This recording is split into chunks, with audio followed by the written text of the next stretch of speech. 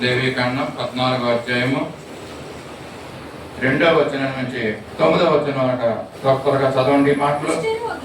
కుష్ఠరోగి నేను దినమున యాజకుడు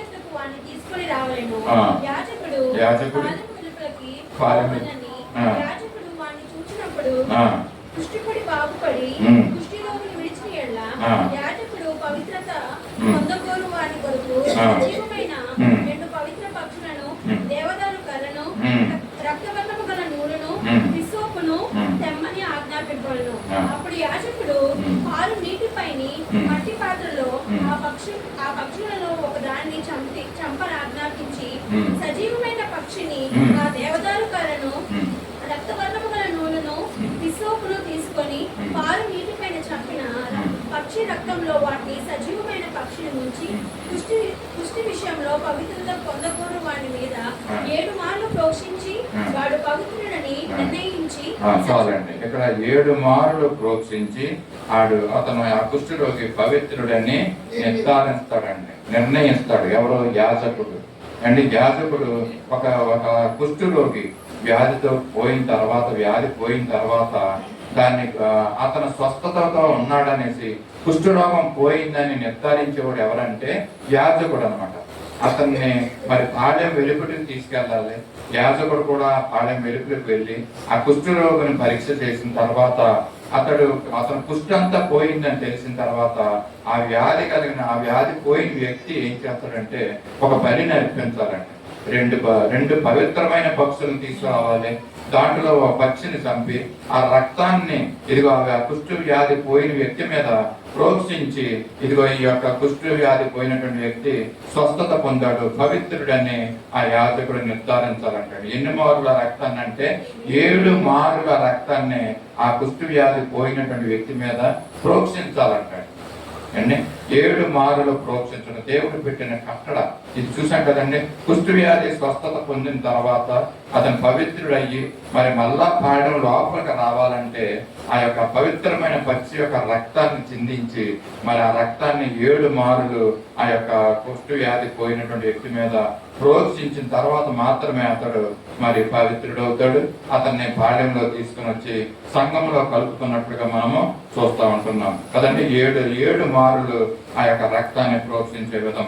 మరొక మాటను చూద్దాం. ఎలీసా ప్రవక్త అండి నయమాను మరి 7 సార్లు యోర్దాను నదిలో మునగమంటాడు అండి. సండే స్కూల్ పిల్లలు అంటున్నారండి, నయమాను ఎన్నిసార్లు ములిగాడు అండి యోర్దాను నదిలో?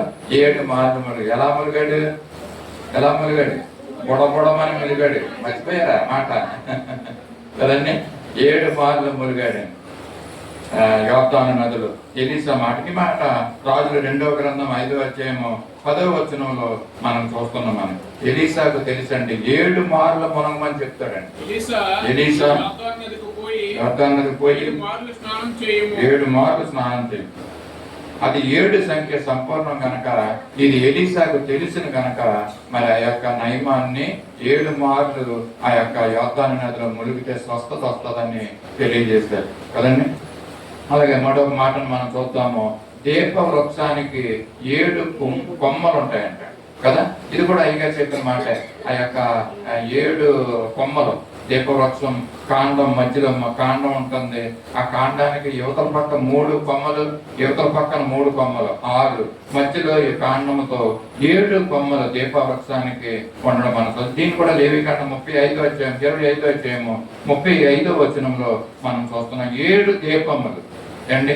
ఆ దీపాలంట నిత్యము వెలుగుతుండా ఉండాలంటండి మందిరంలో. అది ఆరిపోవడానికి లేదు. దాంట్లో నిత్యము ఆయిల్ వేస్తూ ఉండాలంటండి నూనెని. మరి యొక్క దీపవృక్షానికి 7 కొమ్మలు ఉన్నట్లుగా మనం చూస్తున్నాం. చదవక్కర్లేదు, సమయం అవుతుంది కనుక. ఇంద్రధనుసు అండి. ఇంద్రధనుసు గురించి కూడా మనం పరిశుద్ధ గ్రంథంలో మనం చూస్తూ ఉంటున్నాం. ప్రకటన గ్రంథంలో 4వ అధ్యాయము 3వ వచనం లాస్ట్ సెంటెన్స్ లో, 5వ వచనంలో లాస్ట్ సెంటెన్స్ లో ఉంటుంది. ఆ సింహాసనం అండి రెయిన్బో. మరి సండే స్కూల్ పిల్లలు మాట్లాడుతున్నాను, how many colours in rainbow అండి? 7 కలర్స్. ఇది బైబిల్లో అయిపోవట్లేదు కానీ సండే స్కూల్ పిల్లలు తెలుసండి. ఇది 7 రంగులు రెయిన్బోలో ఉంటాయన్నది. అండి ఇంద్రధనుసు గురించి మనము పరిశుద్ధ గ్రంథంలో మనం చూస్తున్నాం, ఆది కాండంలో ఉంది. అలాగే ప్రకటన గ్రంథంలో కూడా 4వ అధ్యాయము 3వ వచనంలో ఆ సింహాసనం ఎదుట ఏంటంటే ఆ సింహాసనం దగ్గర అంట ఆ ఇంద్రధనుసు ఉంటుందంటండి చుట్టూ.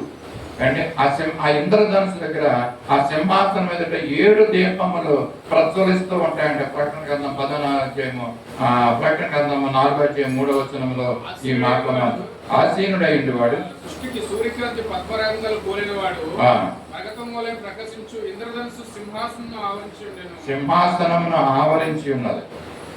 7 దీపములు మరి ప్రజ్వలిస్తూ ఉంటాయంటండి. అంతేకాకుండా 7 ఉరుములు కూడా ఉంటాయంటండి. ప్రకటన గ్రంథంలో 10వ అధ్యాయము 3, 4 వచనాల్లో 7 ఉరుములు అండి. ఇక్కడ 7 రంగుల ఇంద్రధనుసు అండ్ 7 దీపాలు, అలాగే 7 ఉరుములు గొప్ప శబ్దంతో ఆర్భాటించాను. ఆయన ఆర్భాటించినప్పుడు 7 ఉరుములు వాటి శబ్దములు పలికాను. చాలండి, 7 ఉరుముల గురించి మనం చూస్తున్నాం. మరి వివరించాలంటే చాలా సమయం అవుతుంది. 7 సువర్ణ దీపాలు ప్రకటన గ్రంథంలో ఉన్నాయి. అలాగే ఇంకా 7 ఇంకా ఉన్నాయండి, నేను మీకు చూపిస్తాను. ముందుకు వెళ్దాం. 7 జడలు అండి. 7 జడల గురించి కూడా బైబిల్లో ఉంది అండి. సంసోను 7 జడలు అండి. అతను మగవాడే, ఆడపిల్ల కాదు, మగవాడే సంసోను. 7 జడలు ఆ యొక్క సందర్భం మనం చూస్తున్నాం కదండి. ఈ జడల దగ్గరికి వచ్చేటప్పటికి ఈ రోజుల్లో కూడా మన యవనస్తులు లేరు, ఇప్పుడు బయటకు వెళ్ళిపోయారు. ఈ రోజుల్లో కూడా మరి పిల్లలు జడలు వేసుకుంటున్నారు కదండి. తలలు పెంచుకుంటున్నారు. తలలు పెంచుకుని దానికి ఒక ఏంటి ముడి వేసుకుంటున్నారు. వెనకాల ఏంటంటే బ్యాండ్లు పెట్టుకుంటున్నారు, రబ్బర్ బ్యాండ్. ఆ తలంతా ఇలా పెంచుకుని దాంట్లో వెనకాల చూస్తే ఆడపిల్ల మగపిల్లడో తెలియడం లేదు. అంటే ఒక దినాన్ని నేను బండి మీద వెళ్తుంటే ఎదర బండిలో మరి పిలకలు వేసుకుంటున్నారండి కొంతమంది అండి. కొంతమంది ఏమంటే చెవులకి స్ట్రట్స్, మగపిల్లలే అంటే చెవులకి ఏం పెట్టుకుంటున్నారు, అవి ఒకలాంటి స్ట్రట్లు పెట్టుకుంటున్నారు. నేను మొన్న ఎంతో వాళ్ళ చుట్టాలు అబ్బాయి ఉన్నారు కదండి, డేవిడ్ గారు పిల్లలు బాబు, ఇంకో బాబు, 2 బాబు వస్తారు కదా సండేస్, వాళ్ళని అడిగాను అసలు ఈ ఎలా పెట్టుకుంటారు బాబు దగ్గర చూశాను నేను. అంటే దానికి ఒక గన్నం అండి, కన్నం పెడతారు, ఓడి చేస్తారు. అది ఎంతో బాధాకరమైనటువంటి విషయం. అంటే చెవులకి కన్నాలు పెట్టించుకుంటున్నారు. వాడు కన్నం పెట్టుకుని దానికి మరి ఆ యొక్క ఆర్టిఫిషియల్ తాలూకా స్లట్స్ ని అక్కడ పెట్టుకుంటూ మనం చూస్తూ ఉంటున్నాం కదండి. కొంతమంది ఆడపిల్లల కాలులకి దిష్టి తగలకోకుండా నల్ల తోడ కట్టుకుంటున్నారండి. వెంట్రుకలతో ఉన్నటువంటి తోడలు కట్టుకున్నారు కొంతమంది. అది ఇంకా భయంకరమైన విషయం. ఎవరండి ఇది? ఆడపిల్లలు. మరి నేను మగపిల్లలను కూడా చూశానండి. మగపిల్లలు కూడా కాలుకి ఆ యొక్క తాళ్ళు కట్టుకుంటున్నారు, రంగురంగు తాళ్ళు. ఎరుపు తాడు కట్టేవాడు ఒకడైతే నల్ల తాడు కట్టేవాడు ఒకడు అండి. అది ఒక కాలుకేనండి, 2 కాళ్ళు కట్టవు. ఇదేంటో మరి తెలియదు అండి. ఇటువంటి భయంకరమైనటువంటి విషయాలు యవనస్తుల్లో మనం చూస్తూ ఉంటున్నాం. ఇది పోయి ఒక రోజు నేను బండి మీద వెళ్తుంటే ఎదర బండి మీద ఉన్న వ్యక్తి కాళ్ళకి పట్టీలు ఉన్నాయి. ఆడపిల్లలు ఎలా పెట్టుకుంటారో పట్టీలు, పెద్ద పెద్ద పట్టీలు అండి. తీరా చూస్తే పైన ఎరుపు రంగు డ్రెస్ అండి. వాళ్ళు ఏమంటారండి, మాతల అండి, ఇంకోటి ఏదో అంటారు వాళ్ళని, భవానీలు, దుర్గాదేవులు అండి. ఎవరైతే మగోడే అండి, మగోడే మరి ఆడ వ్యక్తి యొక్క పేరుని పెట్టి పిలిపించుకుంటున్నాడు. అంతవరకు అప్పారావు సుబ్బారావు వాడు అండ్ ఇప్పుడు ఏంటని పిలవాలి, మాత అని పిలవాలి. ఇది భయంకరమైనటువంటి పరిస్థితులండి. జడలు వేసుకుంటున్నటువంటి వ్యక్తులు అండి. ఈ విధంగా ఉంటున్న న్యాయాధిపతుల్లో 16వ అధ్యాయం 13వ వచనంలో మనం చూస్తుంటున్నాం. తల జడలు 7 అల్లి సంసోనికి. ఎవరండి? దెలీలా అండి. తన తొడ మీద పడుకోబెట్టుకుని మరి 7 జడలు మరి సంసోనికి అల్లి మరి ఆ జడల్ని ఏం చేసిందంటే నేలకేసి మేకు తెగొట్టిందంట, లెగ్స్ వెళ్ళిపోకుండా అనమాట అండి. ఈ విధంగా 7 జడల గురించి న్యాయాధిపతులు 16వ అధ్యాయం 13వ వచనంలో చూస్తున్నాం. న్యాయాధిపతులు 16వ అధ్యాయం 19వ వచనంలో 7 జడలను క్షౌరము చేయించిందంట. అప్పుడు దాని యొక్క బలాన్ని పోయినట్టుగా మనం చూస్తున్నాం. 7 జడలు అండి. అది సంపూర్ణమైనటువంటి బలానికి గుర్తు అంటండి. ఆ యొక్క దెలీలామ గారి చేతులకు వెళ్ళి మరి ఈయన తన సంపూర్ణమైనటువంటి బలాన్ని అంతటిని కూడా పోగొట్టుకున్నట్లుగా మనము చూస్తున్నాం. ఇంకో మాట చూద్దాం. నోవాహు జలప్రళయం తర్వాత అండి. జలప్రళయం ఎన్ని రోజులు వచ్చిందంటే 40 రోజులు జలప్రళయం వచ్చింది. ఆ వచ్చినటువంటి ఆ నీరంతా కూడా 150 రోజులు నిలిచి ఉందంటండి. ఆ 150 రోజులు నిలిచిన తర్వాత తగ్గిన తర్వాత ఆయన యెహోవా గారు ఏం చేశాడంటే మొట్టమొదటిగా కాకిని బయటికి పంపించాడు. ఆ కాకి తిరిగి రాలేదు, మరి ఎక్కడికి వెళ్ళిపోయింది ఏంటో తెలియదు కానీ. అంటే తర్వాత ఏం చేశాడు, ఒక నల్ల పావురాన్ని పంపించాడు. ఆ నల్ల పావురం బయటికి వెళ్ళి తిరిగి వచ్చేసిందండి. అది ఎక్కడ నిలబడడానికి పాలు పెట్టడానికి ప్లేస్ లేక అది మరలా వచ్చేసిన తర్వాత ఆయన నోవహు గారు ఏం చేశారంటే 7 దినములు తాళి అని ఉంటుంది పరిశుద్ధ గ్రంథంలో. 7 దినములు ఆగి ఆయన ఏం చేశాడంటే మళ్ళా నల్ల పావురాన్ని పంపించినప్పుడు అది సాయంత్రం వరకు తిరిగి సాయంత్రానికి ఒక ఒలీవ మొక్కని నోటిని కలుసుకుని అది రావడం మనం చూస్తాం. అది నోవహు గారు 7 దినాలు ఆగాడంటండి. 7 దినాలు ఆగిన తర్వాత అది సంపూర్ణమైంది. అప్పుడు నీరంతా దిగిపోయిందండి. పడవ హదారతి కొండల మీదకి వెళ్ళి నిలిచిన తర్వాత మరి మరి తర్వాత ఆయన పైకప్పు ఎత్తి చూసిన తర్వాత ఇదిగో నేల మీద నీరు ఆగిన తర్వాత ఆయన బయటికి రావడం మనం చూస్తున్నాం. 7 దినాలు ఆగిన విషయం అక్కడ సందర్భాన్ని మనం చూస్తున్నాం. మరొక విషయాన్ని చూద్దాం. సంఖ్యాకాండం 31:21 యాజకుడు ఎలీయాజరు మరి యుద్ధానికి పోయినప్పుడు సైనికులతో మరి మోసేకి ఆజ్ఞాపించిన విధి ఏంటంటే వాళ్ళు యుద్ధానికి వెళ్ళిన తర్వాత ఆ దోపుడు సొమ్మును తీసుకొచ్చిన తర్వాత ఆ సొమ్మును డైరెక్ట్ గా పాళ్యం లోపలికి తీసుకురాకూడదు అంటండి. దాన్ని అంతటిని కూడా అగ్నితో కాల్చాలంటండి. బంగారం, ఇనుము, ఇత్తడి వస్తువులు, వెండి వస్తువులు అయితే వాటిని ఏం చేయాలంటే అగ్నితో కాల్చాలంట. అంతేకాకుండా వాళ్ళు 7 దినములు పాళ్యం వెలుపల ఉండాలంటండి. 7వ దినమున వాళ్ళు ఏం చేయాలంటే బట్టలు ఉతుక్కొని పవిత్రులైన తర్వాత పాళ్యములోకి రావాలంటండి. ఇది ఎక్కడంటే సంఖ్యాకాండం 31:21 ఈ మాటలు మనము చూస్తున్నాం. ఇశ్రాయేలు ప్రజలు యుద్ధానికి వెళ్ళినప్పుడు యుద్ధం చేసిన తర్వాత వాళ్ళు అనేక మందిని చంపుతారండి. వాళ్ళు అపవిత్రులు అవుతారు. ఆ అపవిత్రతోటి పాలెం లోపల రాకూడదండి. వాళ్ళు ఏం చేయాలంటే పాలెం వెలుపుల 7 రోజులు అలా ఉండాలండి. తెచ్చిన వస్తువులు అగ్నితో కాల్చాలి. 7 దినాలు అలా బయట వెయిట్ చేసి ఆ తాము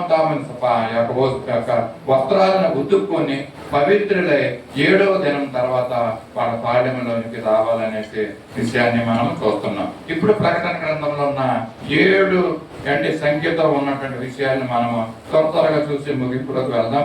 ప్రకటన 1:4 7 సంఘాల గురించి ఉంది.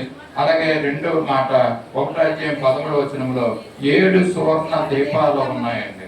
1:16 7 నక్షత్రాలు ఉన్నాయి అండి.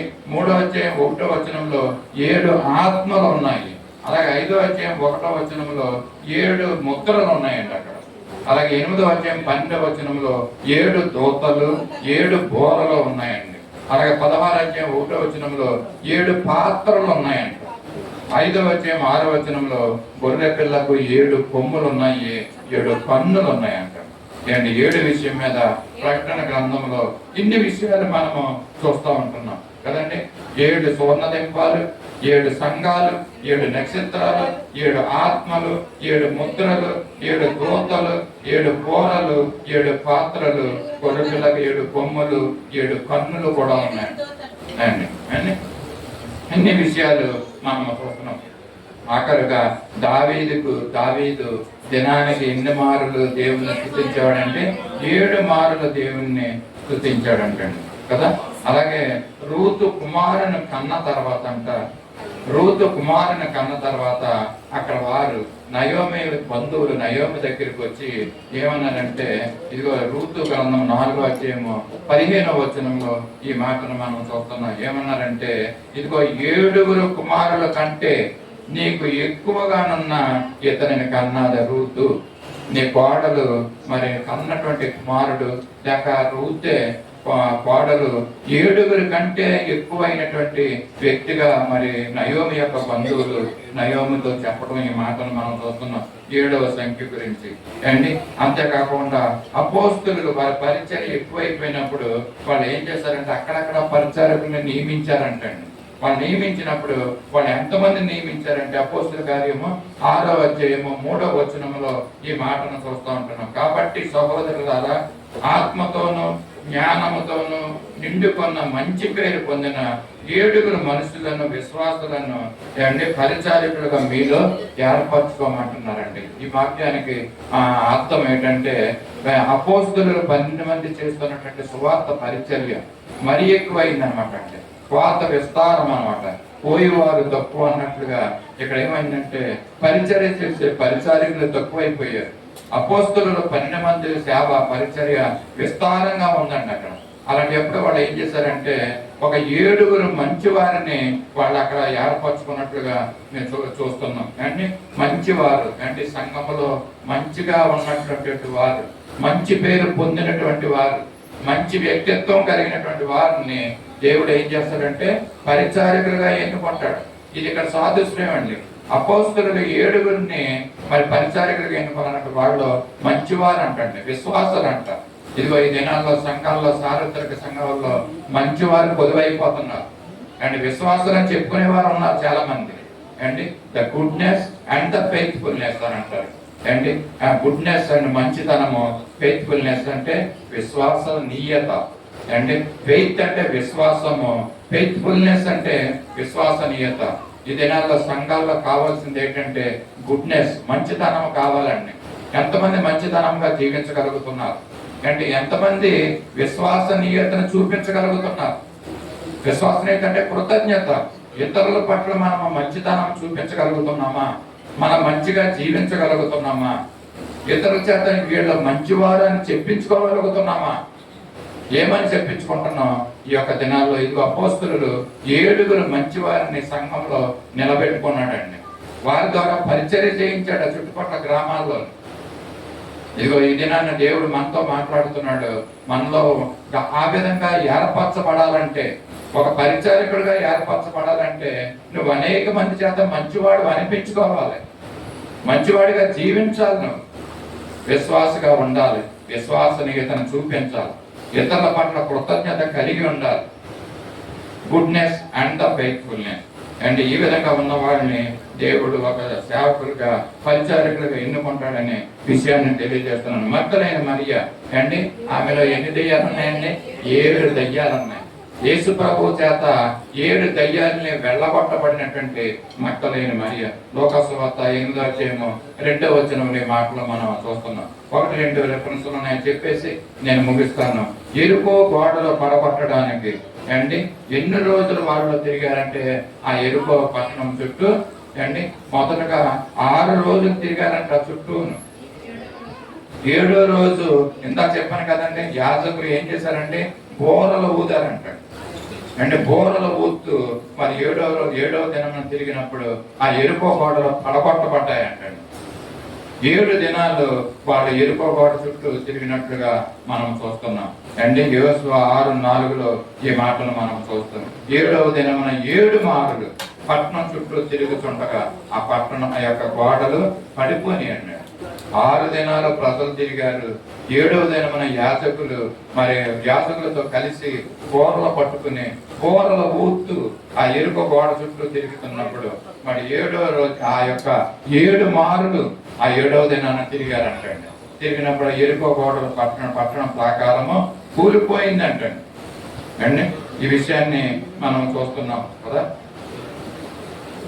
మరి ఇందాక చూసుకున్నాం, బోరలు ఊది యుద్ధాన్ని చేసిన వాడు గిద్యోని వ్యక్తి అనేసి మిద్యోనీయుల మీద మరి విజయాన్ని సంపాదించుకున్నటువంటి మరొక మాట చూద్దాం. 7 రొట్టెలు అండి 2 చిన్న చేపలు 4,000 మంది పురుషులు తిన్న సందర్భం మనం మత్తయి సువార్త 15:32 వచనంలో, మార్కు సువార్త 8:9 వచనంలో మిగిలిన మొక్కలు ఏం చేశారంటే వాళ్ళు 7 గంపలని ఎత్తుకున్నారంట అండి. 7 రొట్టెలు కొన్ని చిన్న చేపలు 4,000 మంది పురుషులు తిన్నారు. నేను అనుకుంటున్నాను స్త్రీలను కూడా యాడ్ చేస్తే అండ్ పిల్లలను కూడా యాడ్ చేస్తే ఎంతమంది అవుతారంటే దగ్గర 7,000 మంది అవుతారండి. అంటే 7 రొట్టెల్ని 7,000 మంది తిన్నారు. 7 గంపలను ఎత్తారండి వాళ్ళు. ఆశ్చర్యకరమైన విషయం కదా. సంపూర్ణమైనటువంటి ఈ యొక్క 7 సంఖ్య గురించి మనం చూస్తున్నాం. ఆఖరుగా ఐగుప్తులో సిలువలో యేసు పలికిన 7 మాటలు మనకు తెలుసు. ఆఖరుగా ఐగుప్తులో యోసేపు ఏమండి యోసేపు సమయంలో మరి ఎన్ని సంవత్సరాల కరువు వచ్చిందండి అంటే 7 సంవత్సరాల మరి కరువు వచ్చింది. 7 సంవత్సరాల సమృద్ధి అంటే 7 సంవత్సరాల సమృద్ధి, 7 సంవత్సరాల కరువు. యోసేపు ఆ యొక్క ప్రధానమంత్రిగా ఉంటున్నప్పుడు ఆ ధాన్యాన్ని అంతటిని కూడా సేకరించి ఇదిగో కరువు వచ్చినటువంటి 7 సంవత్సరాలు ముందు 7 సంవత్సరాల ధాన్యాన్ని సమకూర్చాడు. ఇదిగో కరువు వస్తుందన్న విషయం ఆయనకి తెలిసింది కనుక 7 కరువు దినాల్లో కరువు సంవత్సరాల్లో మన యొక్క ధాన్యాన్ని సమృద్ధి అయినటువంటి ఆహారాన్ని మరి యోసేపు అక్కడ ఉంచడం మరి దేవుని చేత అంటే బయలుపరచబడి ఆ విధంగా ఆ యొక్క దేశాన్ని కాకుండా ఆ చుట్టుపక్కల ప్రాంతాలందరికీ కూడా యోసేపు అన్నదాతగా అక్కడ ఉండడం మనము చూస్తున్నాం. ఇదిగోండి పరిశుద్ధ గ్రంథంలో నుంచి 7 సంఖ్యలో నుంచి వచ్చినటువంటి కొన్ని మాటలు, కొన్ని వాక్యాలు మనం ఈ దినాన్ని చూసాం, జ్ఞాపకం ఉంచుకుందాం. దేవుని ఒక వాక్యాన్ని నేర్చుకుంటాం చాలా అవసరం. ఇదిగో ఇంతకు ముందు నుంచి కొన్ని కుటుంబాల్లో అయితే దేవుని యొక్క వాక్యాన్ని శ్రద్ధగా నేర్చుకుంటారండి అండి, వారి పిల్లలకు నేర్పుతారు, వారి పిల్లలు కూడా దేవుని యొక్క వాక్యాన్ని నేర్చుకుంటారు. కొన్ని కుటుంబాల్లో క్రైస్తవ కుటుంబాలే మరి మందిరానికి వెళ్తారు కానీ దేవుని యొక్క వాక్యాన్ని నేర్చుకోవాలనే శ్రద్ధ వాళ్ళలో కనపడదు. ఇదిగో దేవుడు మనకు చక్కని వాక్యాలు నేర్పిస్తున్నాడు. 7 సంఖ్య మీద కొన్ని వాక్యాలు మనం ఈ దినాన్ని నేర్చుకున్నాం. ప్రభు తన కృప చూపించి తాను మరి ఆయన మరి మాట్లాడినటువంటి మాటలు మనం జ్ఞాపకం ఉంచుకుందాం. ఇంకా అనేకమైనటువంటి పరిశుద్ధ గ్రంథంలో నుంచి మనం నేర్చుకుందాం. దేవుని యొక్క మాటలు నేర్చుకోవాలి అండి. అవి మనకి సరైన మార్గాన్ని నడవడానికి మనకి ఆ వాక్యాలు దేవుడు మనకి జ్ఞాపకానికి తీసుకుని వస్తాడు. ఆ వాక్యం ద్వారా మనం బ్రతుకుతాం. ఇదిగో నీ వాక్యమే నా పాదాలకి దీపం అంటున్నా, నీ వాక్యం మనం బ్రతికిస్తుంది అంటున్నాను. ఆ వాక్యాన్ని మనం జ్ఞాపకం ఉంచుకుందాం. ప్రభు ఈ కొద్ది మాటలు మన వెనుకలో దీవెనకరంగా ఆశీర్వాదకరంగా చేయను కాక ఆమేన్. ప్రార్థన చేసుకుందాం.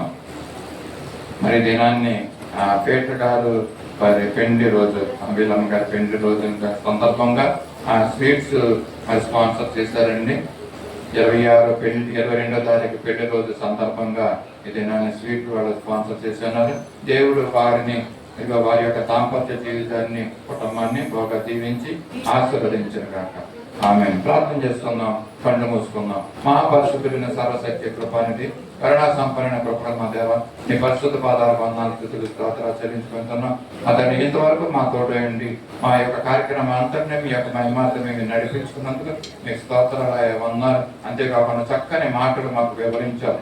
7 సంఖ్యలో ఉన్నటువంటి పరిశుద్ధ గ్రంథంలో ఉన్నటువంటి విషయాలను కొన్ని విషయాలు మాకు నేర్పించావయ్యా. దాన్ని బట్టి నీకు స్తోత్రాలు వందనాలు చెల్లించుకుంటున్నాం. చేరవచ్చిన సంఘం అంతటిని బట్టి కూడా నీకు వందనాలు చెల్లించుకుంటున్నాం. మాటలు శ్రద్ధగా వాక్యాలు విన్నారు ప్రభా. విన్నటువంటి వాక్యాలు వారి హృదయాల్లో జ్ఞాపకం ఉండడానికి, వాటిని నామాక్షరంగా రాయబడడానికి, లిఖింపబడడానికి మీరు సహాయం చేయమని కూడా అడుగుతున్నాం తండ్రి. నీకు స్తోత్రాలు వందనయ్యా. మా స్థుతులు చెల్లించుకుంటున్నాం. చేరు వచ్చిన సంఘాన్ని అందరూ కూడా నీ చేతులు సమర్పించుకుంటున్నాం.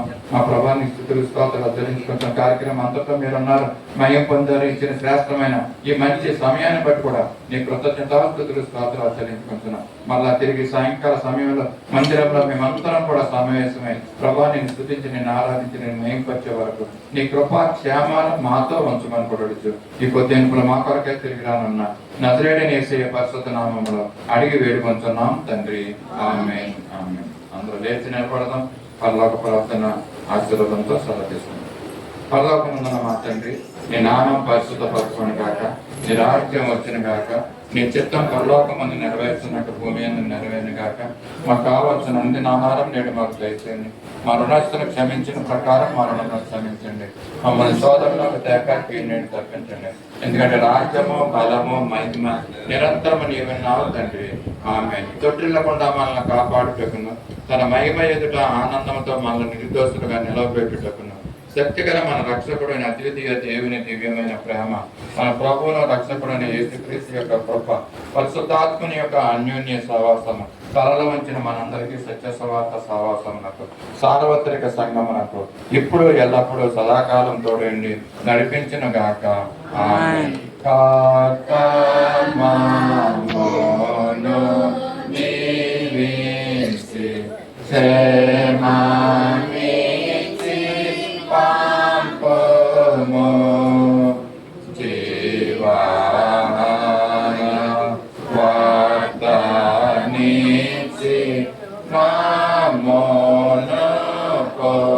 Sing